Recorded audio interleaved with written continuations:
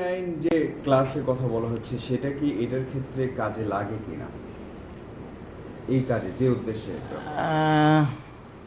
এইটা একটা বড় একটা ইনভেস্টমেন্ট এবং এক একটা পাইপ হলো 8 মিটার লম্বা এবং আপনি যদি বলেন যে এই K9 লাগবে কিনা, এটা মানে চলবে কিনা, এইটা তো মানে ডিজাইনের উপরে নির্ভর করবে কত ফুট বারিড হবে, ওপর দিয়ে কোনো ভেহিকেল যাবে কিনা, অনেক কিছুর উপর নির্ভর করবে। তো এটা তো ওই K9 ক্লাস এটা শুধু থিকনেসটা নির্ধারণ করে, কত থিকনেস, এর বাইরে কিছুই না। K9 ক্লাসটা এই ধরনের কাজের ক্ষেত্রে ব্যবহার করা যায় কিনা? K9 ক্লাসটা ব্যবহার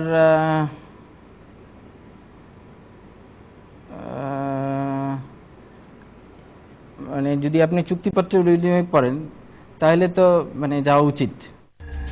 এ প্রসঙ্গে ওয়াসার ব্যবস্থাপনা পরিচালকের কথা আরেকবার শুনে নেওয়া যাক।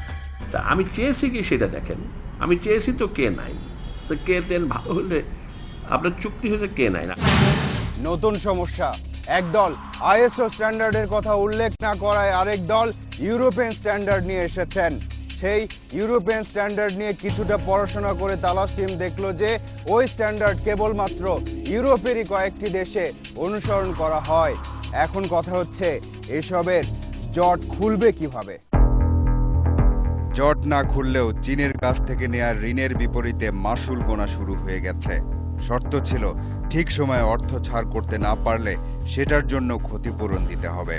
পেমেন্ট ড্রডাউন শিডিউল বলে আসে, সেই অনুযায়ী যদি আমরা খরচ করতে না পারি তাহলে যতটুকু খরচ করতে পারবো না তার উপরে একটা কমিটমেন্ট ফি, আপনি বলতে পারেন ক্ষতিপূরণ দিতে হবে সরকারকে অতিরিক্ত হিসাবে।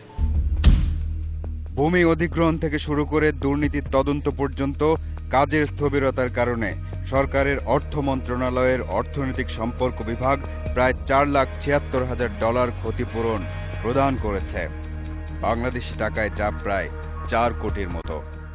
সরকারের ব্লিডিং এটা কত বলে রক্তক্ষরণ হচ্ছে। সমস্যা সমাধানে ওয়াসা, বুয়েটের বস্তু ও ধাতব কৌশল বিভাগের প্রধান এবং বিআরটিসির পরিচালককে নিয়ে বসলেন বুয়েটের উপাচার্য। ঘটনা অনুসন্ধানে গঠিত হলো তদন্ত কমিটি।